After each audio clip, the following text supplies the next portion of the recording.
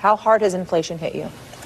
It hit me hard. It's hitting me hard. What do you blame for it? I blame the federal government at this point. If a working class mom who works as a paralegal cannot buy a $2 bell pepper because it's now $5, imagine a mother living on food stamps. Imagine a mother who's making minimum wage trying to feed children. They're killing us without killing us. If you understand that. They're killing us without telling us they're killing us. They're hurting people in ways that they can't help themselves. It's either feed my child or how about feed my children and I don't, but I have to go work.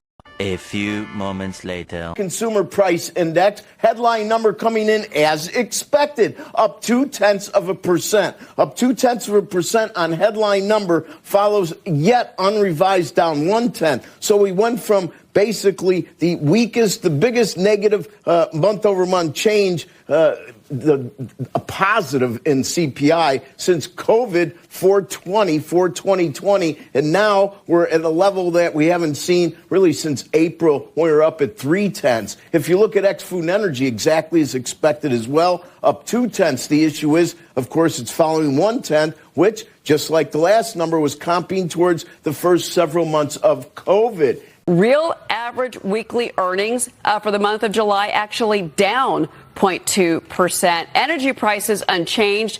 Food prices jumping 0.2%.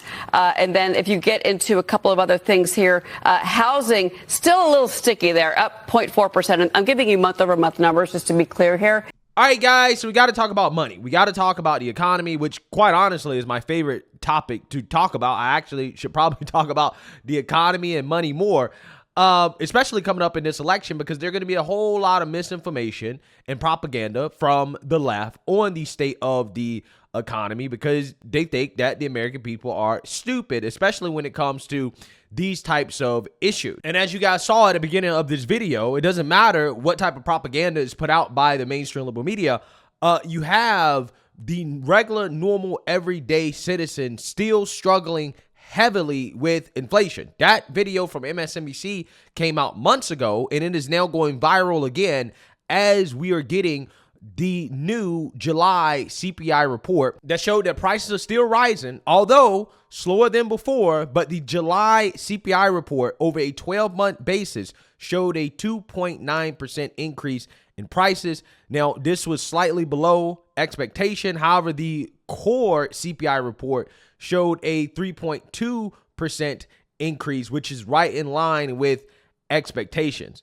Now, this is still below the Fed's mandate of trying to get inflation down to 2%, right? So, again, this is not exactly where the Feds want the inflation rate to be. However, there are some networks that are hoping and praying for a rate cut coming in September in response to this inflation report not being an absolute disaster, still pretty bad for the average person, okay, but not an absolute disaster. However, how you interpret this inflation report basically is going to depend on what network you are watching. It's almost as if we're living in two different worlds. Why the Consumer Price Index rose 0.2% last month in line with expectations, actually a little better than expectations. That pushed the inflation rate down to 2.9%. And Willie, that's the first time the inflation rate has been below 3% since 2021. And the Wall Street Journal reporting and breaking news that it pretty much seals the deal when it comes to a rate cut, an interest rate cut, when the Fed meets September 17th and 18th. Yeah, we're going to have Andrew Ross Sorkin join us in just a moment to walk through some of the numbers, but this is really good news. This July inflation report, 2.9% inflation year over year. As you said, that's the lowest since March of 2021. Prices are down, importantly, for food. Those have been nagging people at grocery stores for years now, and energy still higher than anyone would like them to be, but they're headed in the right direction. This is great news. Take politics out of it. This is great news for the country. This is great news for people who need to go out and buy things for their families. So a great report here. Obviously, there's some politics at play here, John. This has been the issue. The one issue in the economy, despite so much good news about our economy as we make our way out of this COVID era that has been nagging, and it looks like from this July report anyway, we are definitely headed in the right direction. Taking politics out of it, good for America. Putting politics in it, good for Vice President Harris. When I hear these numbers, okay, I'm obviously the common man on the panel. There's two things that come into my mind. One, does this mean olive oil that I went to the store to buy the other day is not going to cost $20 for a container? I mean, it's olive oil. This is supposed to be like $5. And I mentioned this earlier. Is my electricity bill? Granted, I'm in Connecticut. We have sort of extenuating circumstances this past month, but $620? Wow. For electricity this past month? That's horrible. So, I mean, this is what the air conditioner on all the time? It wasn't on all the time. That's the issue. And so the underlying concern is, when are these things going to go down? Because, obviously all the PPI, CPI, that all matters to the investor. Yep. That matters to the institutional investor. But to the common man and woman who's watching this program, who wants to know, hey, am I going to have any money to save in the month of August, the month of September? That's what matters. And to your point, there's no movement in here that gives the consumer any sort of relief. Yeah, so you seen that, you heard that, okay? So two totally different interpretations from two different networks or mainstream liberal media. Now, here's the reality, okay? On a monthly basis, prices rose 0.2%. Food prices were up 2.2% on the year. Energy prices are up 1.1%. And you also have large gains in prices for transportation services, 8.8%, and shelter, which is 5.1%. You also have a situation where Americans are objectively struggling when it comes to the fact that wages have not kept up with increases in inflation. You also have consumers taking out a ton of credit card debt. America's consumer debt is the highest that has ever been. And also the savings rate for the average American is the lowest that it has been in a long, long, long time. So what is happening here is that prices are still rising. The American people, the average consumer, is saving less than before, and they're taking out more debt just to survive. To me, that sounds like a bad economy, right? That does not sound like a good economy, no matter how much propaganda you want to spread in order to try to make it seem like the Biden-Harris policies are working, okay? The fact of the reality is that this is not the situation that the American people were under during the Trump administration. Now, the question is, what are the Feds going to do in response to this new CPI report?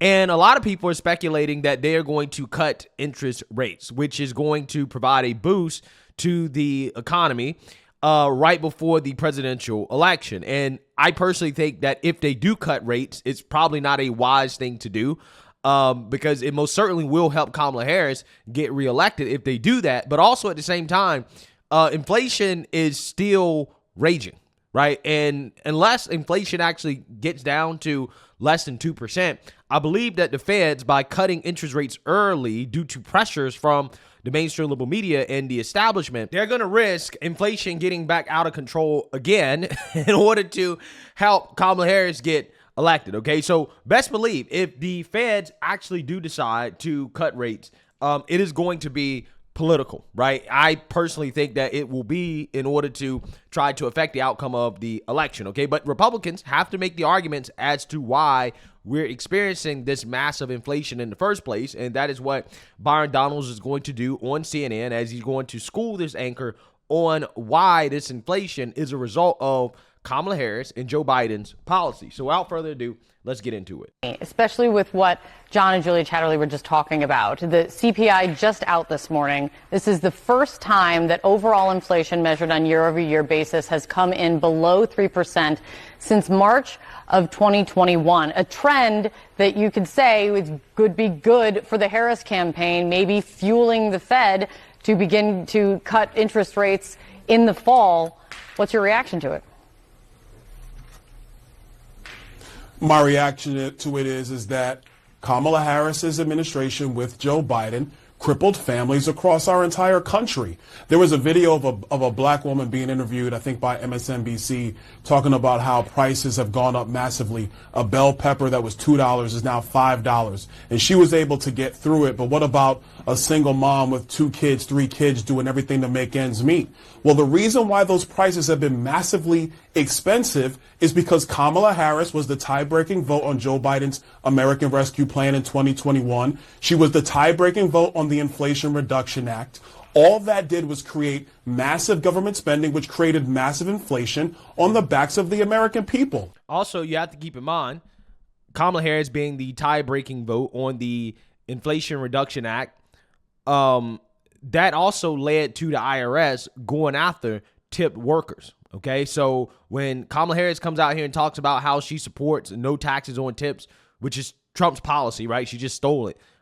Just a year ago, she signed off on a bill to do the exact opposite, right? To make sure that the IRS gets taxes from tips, okay? And also the Inflation Reduction Act contributed to the overall inflation, right? So that's the stuff that people have to understand and be educated on going into the election.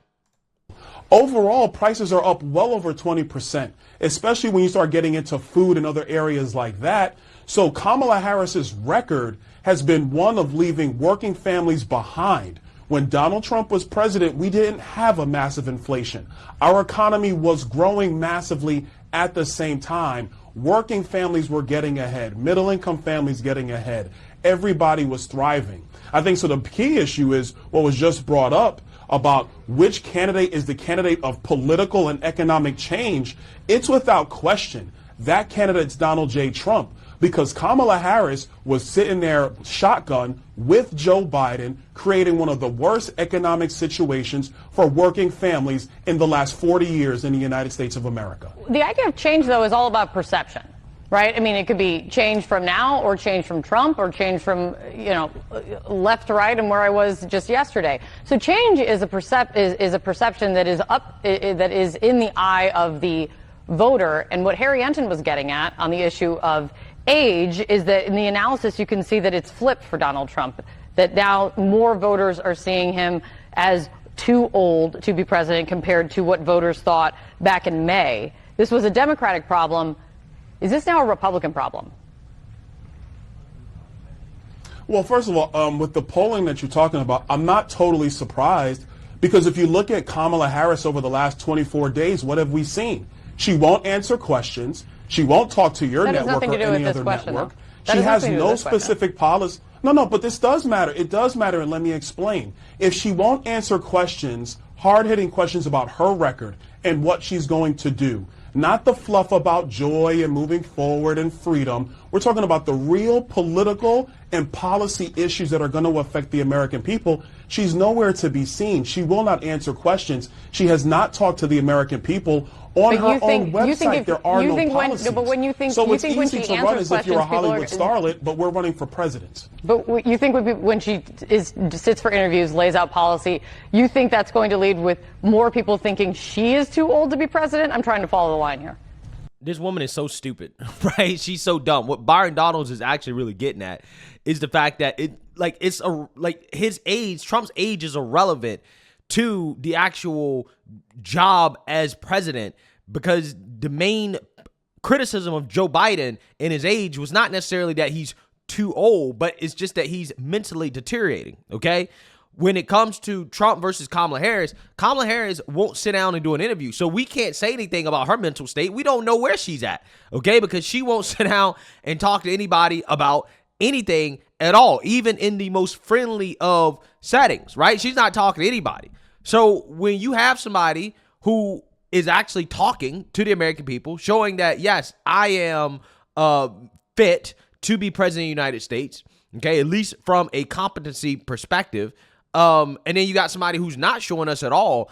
Yeah, I mean, that's the point, right? That's what people should actually really be focused on, is the fact that Kamala Harris hasn't shown us that she has the leadership abilities or the competency to actually be president of the United States.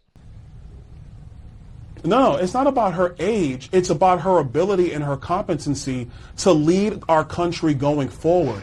What's going to be her economic agenda? Is that going to be different from Joe Biden? I don't think so, because Susan Rice is on the record now saying that Kamala Harris was integral in the Joe Biden-Kamala Harris agenda. I just laid out for you that she voted and she broke the ties in the Senate to push Joe Biden's economic agenda. So she has to answer for that. What is she going to say? Oh, I just want to move forward.